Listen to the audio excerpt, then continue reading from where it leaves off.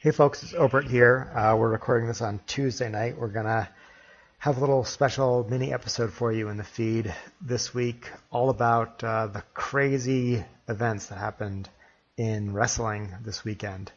If you're like me and don't know that much about wrestling, feel free to skip this one or, listen in and maybe you'll learn something. I'm excited to see what's going on and hear all about it. So enjoy.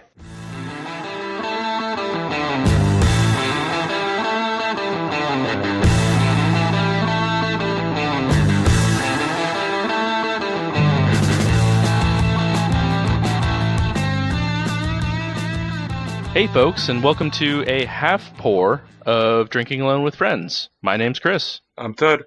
And I'm Obert. And yes, I said a half pour, so this isn't going to be a full-blown episode. It does not fall in the linear timeline of Drinking Alone with Friends, but something happened that affected myself and Tud on a personal level that we have to talk about. Yeah, I heard there's some crazy news in the world of wrestling that you had to share with me. There was some huge news. Yes, insane news. So, for those of you that don't know, Roman Reigns, who goes on the street by Joe Anoa'i, he has disclosed today that he has been in a private fight with leukemia for 11 years, and it was in remission for a long time, and now it is unfortunately back. Yes. He announced last night on Raw that he was going to be stepping away from wrestling. He was the current WWE champion, so he vacated the belt as well. But this is something that clearly he's been fighting since he's 33, so he's been fighting this since he was 22. He was not picked up by his NFL team, the Vikings, due to health concerns that they had with him, which I'm assuming was probably when he first got his little something, diagnosis? Yeah, that he knew something was wrong with him. Because, as you know, when you go into any professional sport, they run you through the gamut of tests. So, it's back. So wait, hang on. So how did this all come out publicly? So he kicked off Raw last night by walking out to the ring and basically just saying, you guys know me as Roman Reigns, but I'm really known as Joe, whatever his last name is. I'm not going to attempt to butcher the poor guy's last name. And then he basically came out and said, 11 years ago he was diagnosed with leukemia. He beat it, and unfortunately it's back, and then he'd have to be stepping away. Wow, that's crazy. So wait, he came out without his normal wrestling persona, basically, just like as a real person, and to share that with the audience, more or less. Exactly. Correct. Does that ever happen? Is that a really rare thing, I imagine? It's happened maybe 2 times. Yeah, I mean it doesn't happen very often, and when it normally does, it's generally not like a good thing. But it was crazy. I mean, I watched Raw this morning, and Tud was texting me all night yesterday, pretty much, and it was one of those promos, and I say promo, but really it was just Joe standing in the ring talking to millions of people.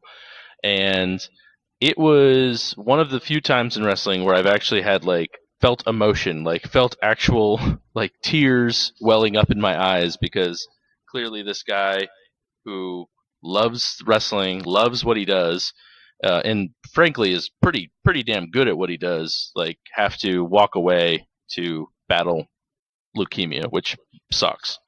Yeah, I can only imagine what a shock that would be to you as a fan and everybody watching.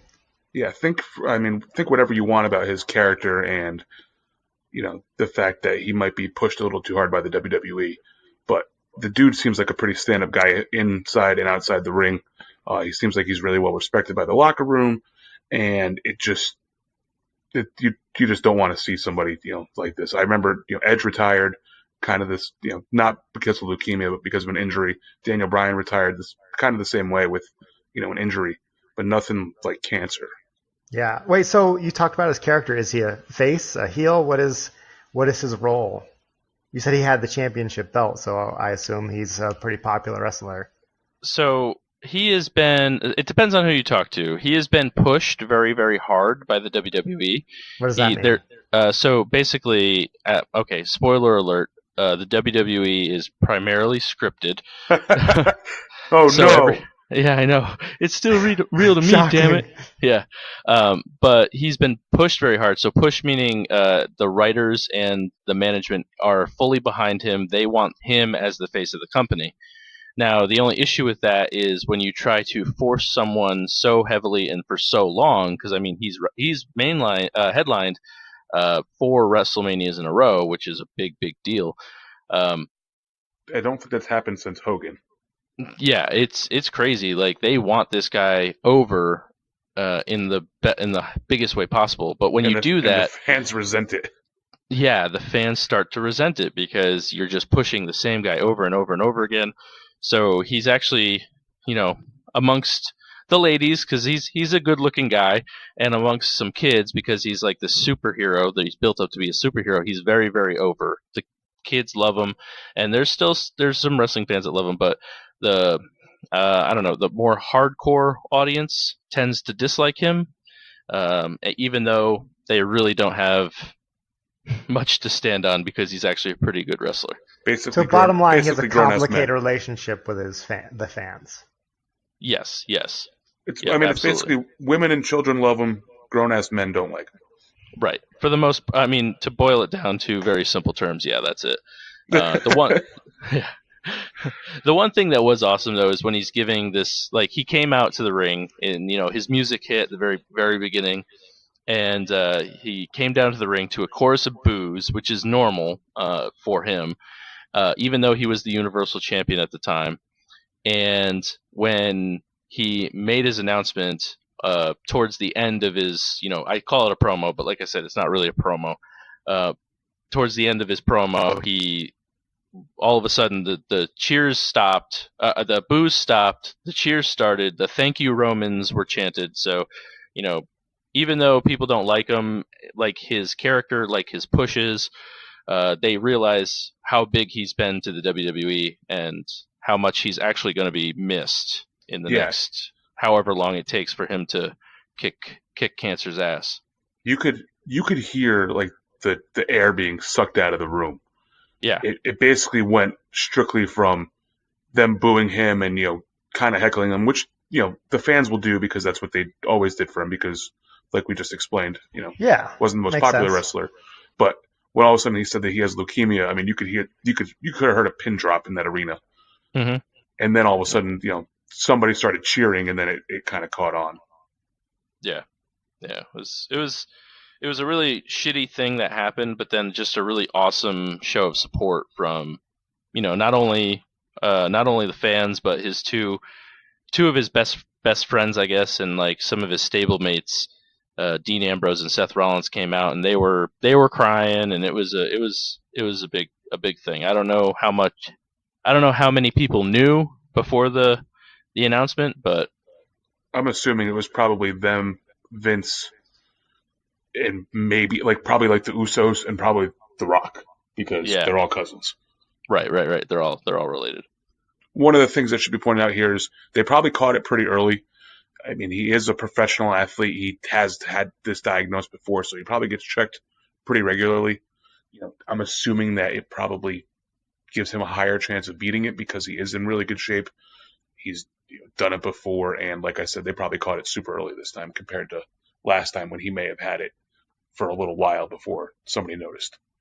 So it might be too early to answer this question, but what does this mean for the world of wrestling? It's a pretty big hole that's left right now because after 500 days plus of Brock Lesnar being the champion on Monday Night Raw, now it was Roman Reigns. And the big thing about that was, of course, Brock Lesnar, he's like not committed to the WWE at all. He's doing he's like, going back to UFC or whatever he's doing. So he would wrestle like 5 times a year, whereas Roman Reigns was there every week. So it was a big shift for the belt. Yeah.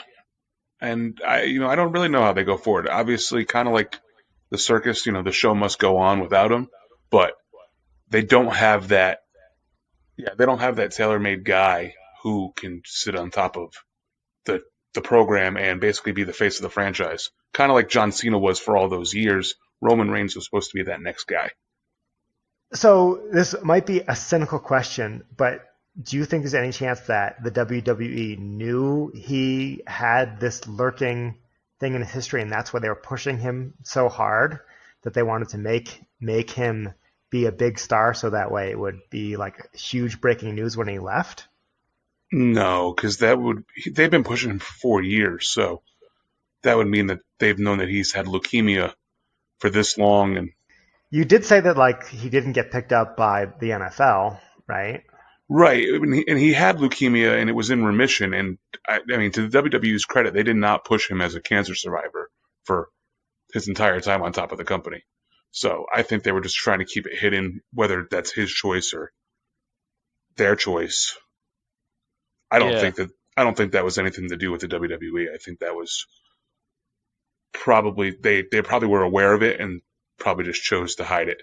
Because if they're trying to push him as a Superman type character, how do you push him as a Superman type character if you know that he's had cancer? Well, I don't know if it was that. I think it was more Roman saying, "Hey, obviously he knew that he had this, but I don't know if he wanted that publicly out there. The fact that he was a cancer survivor, even though it could have, I don't know, even though it wouldn't have been a bad thing. I mean, you can still be Superman and be a cancer survivor. You're probably more of a Superman if you're a cancer survivor. Yeah, But, really. but yeah, it's. I think it was more of a privacy thing to him and his family. If I had to guess, that's the way it Yeah, I sounded. would guess. That's the way it sounded to me. But that's not a bad question by any means. Yeah.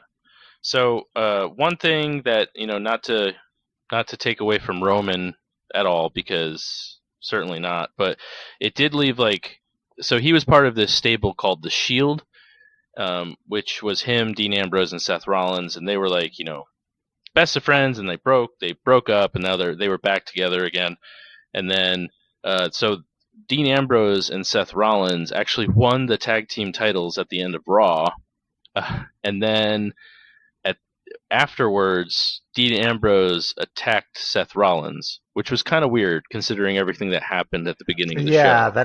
that does sound like a weird way to end the Yeah, episode of Raw. they've been working up to Dean turning heel. Obert, just so you know, heel means that he becomes a bad guy.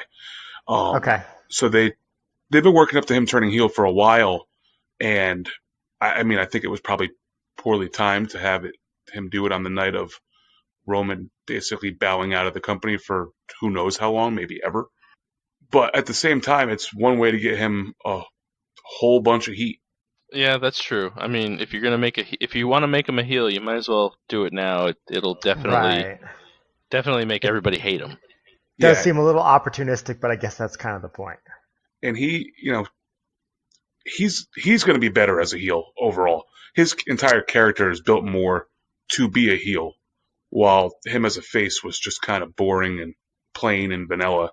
Him really giving no fucks and going around and just beating people's ass is kind of exactly what I always wanted from his character.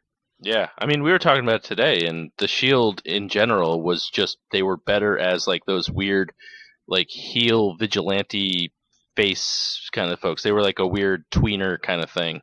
Yeah, you never know who they were going to come out and beat the shit out of. Yeah, they would just literally come out and just beat up whoever. It didn't matter. But that was the best version of the Shield, in my opinion, and I think in a Yeah. lot of people's opinions. And I think that's, the one thing that I always heard about Dean Ambrose when he was still in the Shield, and everybody thought that he kind of reminded them of Stone Cold Steve Austin with his, kind of in the middle, but he could really talk really well, and just you never knew if he was just going to go off and beat somebody's ass, which could be what they're kind of trying to do with him here, where they're just going to try to take advantage of a situation and let the kid run. Yeah, I could definitely see that. So, one final question for both of you, I guess. Mhm. How does this personally affect you as a wrestling fan hearing this news? Good question. So, I mean, as a wrestling fan, I'm programmed that everything I'm seeing is a ruse. It's all an act, and this, that, and the other thing. But this. Not that I didn't think that they were people, because that sounds like I'm a monster. But instead of them being But they're actors. They're actors. Yeah, exactly. And and they do amazing things. There's they're they're one of the toughest things to do, I think, is being a professional wrestler. That's with no experience and not being in shape and all that fun stuff. From my point of view, and I was like affected by it. I felt tears. I was holding back tears listening to him talk, because I was admittedly not the biggest Roman Reigns fan, and I don't like the way he was pushed. I don't like a lot of this stuff, but he was a good wrestler, and a lot of folks really were drawn to him, and it's going to leave a big hole that I don't know who's going to step up and fill. So, personally, I feel for the guy. Obviously, I mean, he's got the best doctors and all that stuff. So he, like Tud was mentioning, he's in great shape. So I'm sure he's gonna, recover, and I'm sure he's gonna be back. But it also, as a WWE fan of the product, I don't know. I think I know how they're gonna try and fill the hole, but I don't know if it's gonna be the same. Yeah. So just to follow up with that, I see what you're saying, because it's like, on one hand, like I was saying, they're actors, they're putting on a show for the audience, but on the other hand, it's like, in addition to the emotional aspect they play up every week, they are physical, they are athletes. Yeah. And so as wrestlers, they have to flirt that line between an athlete and an actor, and they kind of dropped the actor persona for a little bit and kind of showed you him as a human being, as a person, and I can see how that's really emotional. Yeah, absolutely. Yeah, they're basically acting, or actors that are gymnasts. I mean, the stuff they do is incredible, and they're no less of an athlete as an NFL star or a baseball player or an Olympic gymnast. I mean, they're doing those same types of things. I think obviously, thoughts go out to Roman Reigns, Joe Inoue, and I think I hope he gets better. I think there'll be a lot more appreciation of him when he finally comes back than there was before he left. Yeah, that's 100% true. So the WWE will finally get their wish of having him as their top guy once he's back. Oh man, when he gets back, he's going to be so over. Yeah, and rightfully so. Yeah, and and truth be told, he probably should have been over all along. It was just those adult males who wanted to just not allow it because the internet ruins wrestling. Correct. Yeah. So yes, they do. I mean, because they want Seth Rollins, they want Samoa Joe, they want Shinsuke Nakamura, they want AJ Styles, and they want even Braun Strowman. Yep. Who's really not that good of can't even hold a candle to what Roman can do in the ring, but at the same time, he's a monster and he's kind of funny. So yeah, and I feel like he's going to be the next Universal Champion. So yeah, that or you heard it here first, folks. That's it. I could see that. Or they hit the panic button and put it back on Lesnar. It's one of those. I mean, those are the two options, but I don't see how they can put it back on Lesnar. Part of me was wondering if they would put it on Seth. He's the Intercontinental Champion. I know, but he's been the best wrestler for the past year and a half since he finally got his knee back underneath him. True. So okay. I just wonder if they'll do something funny where all of a sudden he somehow gets into that match and wins them both, and Dean ends up taking one of the titles away from him. Yeah, I don't know. I think that's too many belts on two people, but who knows? So here's my prediction is Braun Strowman beats Brock Lesnar for the title. That's my prediction. My dark horse is Drew McIntyre gets put into the match and wins the Universal Championship. So there you go. Those are my two predictions right there. I like that one. I like that last one. I do too, and I know you didn't watch all of Raw, so maybe you didn't hear about the kerfluffle with them, but I think it might happen. Yeah, full disclosure, I did not watch. I used the internet to research all this because my phone was blowing up during the time, and then I started to blow up Chris's phone. I did see the Paul Heyman promo too. Yeah, that was a good one. That was a good promo. But yeah, I don't know. Drew McIntyre would be a good fit. Other ones off the top of my head, they could put it back on Finn Balor. They could put it on Samoa Joe. There's 1,000 different ways they could do it. It's actually kind of really interesting to see which way they end up going. Yeah.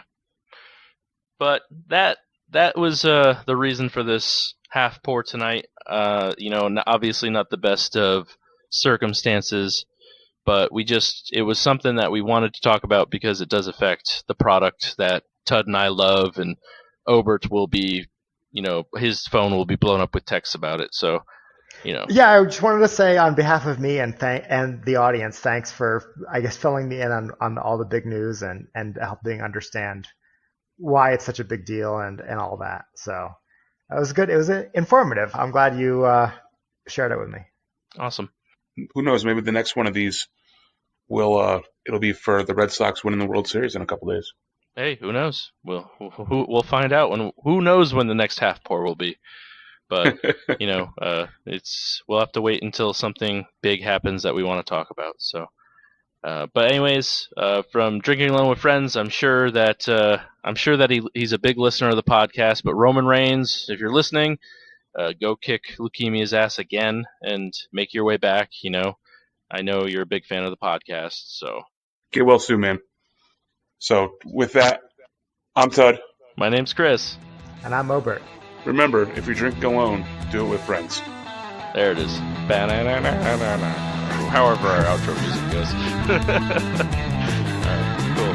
Hey, that wasn't too bad. That was pretty